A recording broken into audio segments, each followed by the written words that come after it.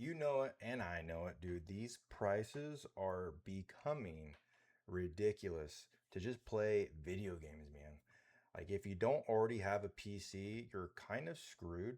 If you don't already have a console pre all these increases, you're kind of screwed too. And it's not like to say it's all like doom and gloom, but man, it's becoming unsafe. Okay, not really that bad. But we do have Xbox. Xbox has now just increased the prices for all their consoles. The Series S, which is the shittier one, it's the one that really doesn't run everything as well as the X, obviously. It's not going to be 4K 60 or whatever. But that one, the standard base one, is now $500 for 512, which, I mean, let's be real, 512 is not a lot nowadays. So you kind of want to already jump at the 1 terabyte, but that's going to be $600 for the price of the 1 terabyte Series S, which was significantly less powerful than the Xbox Series X. It is now going to cost you what the entry point of that was. Now, the X is going to be $800.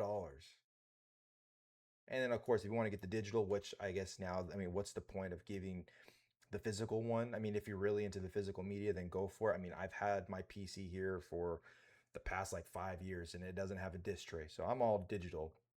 But even that one is only a $50 difference. That's a lot, man. And I think when you look at something like the PS5, right? The PS5 base is already 650, obviously 600 bucks if you're looking digital, but the Pro, which is you would say I guess the Series X, $900. That is crazy. The Steam machine is 1100 bucks. 1200 I guess if you're going to get the controller, which is another just it's still insane to me that you're going to have a Steam console and not come automatic with a controller, but I don't want to go too far down that one. Or you get the 2 terabyte and it's going to be around 1400 bucks with a controller. The big story obviously is going to be that Xbox is now the new one to increase the prices, but it's like in general, it's becoming so incredibly expensive to just get in and play a video game. Now, I would say that there has been a lot of hate and kind of like a smear campaign on the Xbox CEO because she recently came out and said, hey, it's starting to get unaffordable to just play video games or get these consoles. Not quite sure exactly what it was, but it was something short, sweet, straight to the point. Now they're trying to pin the increased prices on her, which, let's be real, it is not her fault. This is way above her pay grade. She is the one obtaining or talking about acquiring other studios or collaborations or whatever. She doesn't go into hardware sales. That's not her cup of tea. That's not where she was put into position. It is just the fact that it is just incredibly expensive to get certain components. RAM is expensive. SSDs are getting expensive. Shit, if you're in the PC side, those two are expensive, but the added third is now graphics cards.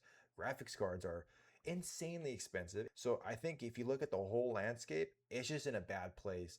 And unfortunately, it seems like it's AI. It seems like these AI infrastructures, the tech that it needs to run your chat GPTs, your Gronks, your Google AIs or whatever, it's resource heavy and it's now trickling down to us who just want to sit down and play Arc Raiders or play Helldivers 2. It's like, well, good luck, brother, because if your console or your PC is so damn outdated, you now need to get a new one. Well, now you're gonna have to fork over some extra money to just play your game. And I think that's the unfortunate part. So you look at this whole thing and you say, like, well, what do you do? I don't know. Other than just not give in all the time, I think that is the only way you can really go about it. Now, if you are like 100%, if you're like definitely in the ballpark of getting a PC or you needed to build a PC because your other one or the one you've been using is really starting to show its age, well, you either have to spend the money to get what you want to play the games comfortably, or you say, okay, well, I go all in. I accept the prices for what they are, but I also want to be future proof. I don't want to like cheapen myself right now because I'm going to have to pay another price to increase it or to upgrade, you know, later if the prices do go down. So you're spending money. You're already spending a lot of money. So it's like one of those things where if I'm in the market, do I just accept it and then just know that okay, for the next 5, 7 years, like I don't have to worry about upgrading, or do I just say, okay, you know what, I can't run what I want to run 4K 60, but I could run it at 1080p at a solid 60 or 2K at a solid 60, and I'm fine there. I think if you can do that, and you don't necessarily need to, upgrade, or unfortunately, if you have FOMO, you're just gonna have to shove that shit down because, dude, FOMO is gonna be an expensive thing to try to maintain.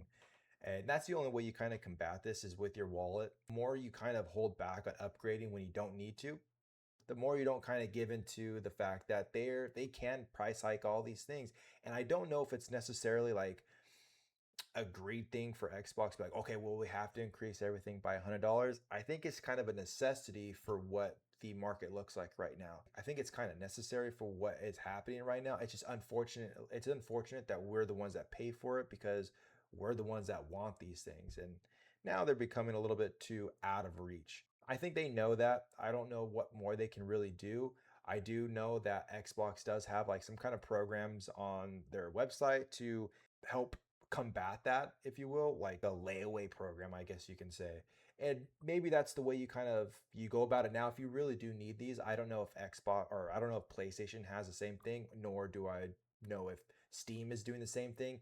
But at least for Xbox sake, they are doing something to at least help consumers be able to get their product. I mean, at the very least. So we'll see what happens. I'm pretty sure that this is not going to be the only time we see a price increase. I guarantee you, at the rate it's going, we're going to get another one before the holidays. I mean, come on, let's be real. Like, it makes sense. They can use the fact that the hardware is getting more expensive, but then also maybe do another like $50 price bump or whatnot.